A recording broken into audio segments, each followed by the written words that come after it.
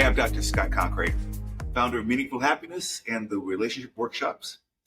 Today I'm going to talk to you about what might feel to be an intellectual or kind of academic set of stuff to talk about, but it's really about your feelings.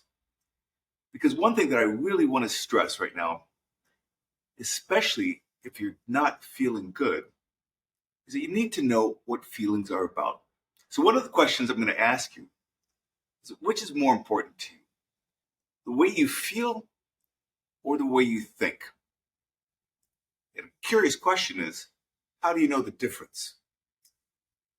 I think by the end of this talk, you'll have a lot more information, not only about what feelings are, where they come from, but more importantly, what you can do to have control over what you're feeling.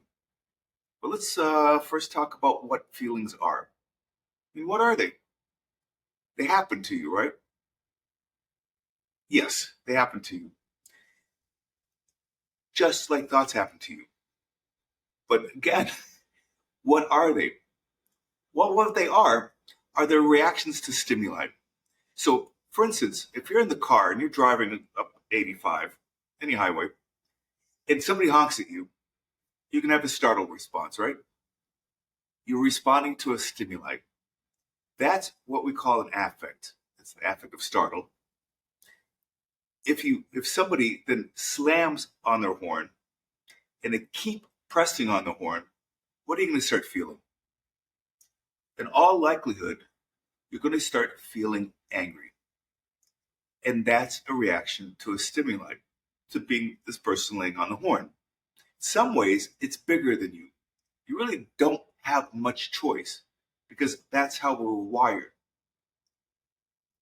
If in the same traffic, a car swerves over towards you, you react with fear. You don't think about acting with fear. You react with fear. That's the affect of fear. And an affect, just like the startle affect, is a biologically based feeling state. We don't have control over those feeling states. And this is an important statement because I'm going to come back later and talk about the difference between an affect, which is a response to a stimuli. What gets set off after that, which is a bunch of memories, which then basically become our emotions. But the immediate reaction to what's happening around us is an affective response. And there are 9 of them. I'm showing 10 fingers. I don't know which one to put down, but 9. We have 9 affects. I will go into detail about those later on. But right now, the point that I want to make is that when it comes to feelings, you don't really have any choice about them, except once you notice what that affect is.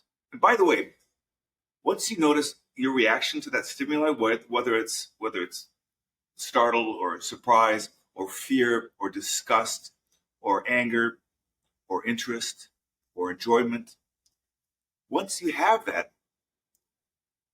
you get to make a choice what to do with that. That response of noticing it is, by the way, called a feeling. That's what a feeling is. You have an affective response. Once you notice it, once there's an awareness of that, that's a feeling. By the way, if the feeling state lasts for longer, let's say all morning long, all afternoon, all week, that's called a mood. That's basically a feeling that lasts for a long time. Once you start going into your personal history of shame, fear, anger, so forth, which happens also automatically, that's your emotional life. So one way I think about the difference between affects and emotions is that affects are biology. They're biological reactions. Emotions are your autobiography. So each of us have the same affects when we're born. And you'll see them, by the way, on every baby's face. Every parent who's ever raised a child knows these 9 affects because they know them intuitively with dealing with the child. And we also are wired biologically to react to infants in all of their affects, because with infants, they are pure affects. So I don't know if any of you have been on a plane that's been crowded, and you're tired, and you're on your way for a 5-hour trip from New York to, let's say, San Diego, and there's a baby on the plane. Now, this baby, when you, let's say, in the waiting room, in the lobby, this baby's smiling at you. You're automatically going to smile back, because we are wired to smile back at interested, warm, smiley babies. When that baby starts wailing on the plane for hours because it's distressed, and distress is an affect, you are going to feel distress as well. So what's the whole point of this? Why is this so important? Because if you want to have some control over what you're feeling, you have to know how this works. Because you want to know if you're feeling distress. You want to know that you're feeling distress. If you're not sure what you're feeling, go to one of the 9 affects, see which one it is, and figure out what that's about for you. The first thing that you want to do is to say, I am distressed right now. Why? Well, because there's a baby wailing on my plane right behind me. That's good reason to be distressed. Anybody's going to be distressed. What you do with that, well, there's lots of different techniques about how you take care of yourself around those sort of things. One of the things that happens when we're distressed, or when we're feeling ashamed, when we're reacting when somebody hurts our feelings, is that because we so dislike the feelings of shame and distress, because we feel like they're happening to us and we have no activity, we have no agency around it. I mean, I cannot stop a crying baby on a plane, nor can you. We hope the parents can.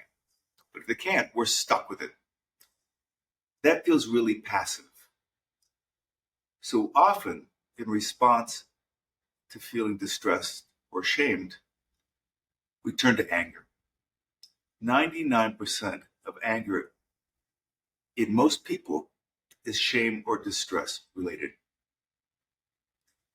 And that's an important thing to know in a relationship, because if you're reacting with anger to feeling distressed or ashamed, you're not addressing what you're really feeling. And the other person's reaction and everybody else around you to your being angry is to be angry back. And that is not going to work for you, because that is going to make things worse, obviously. So that's a beginning. I didn't really cover nearly as much as I wanted to, but this is a beginning around understanding what affects are. I'm hoping that knowing this can help you make some good choices. So keep liking, keep subscribing, come back, check out my website, and I look forward to seeing you next week. I'll be back. Thanks so much.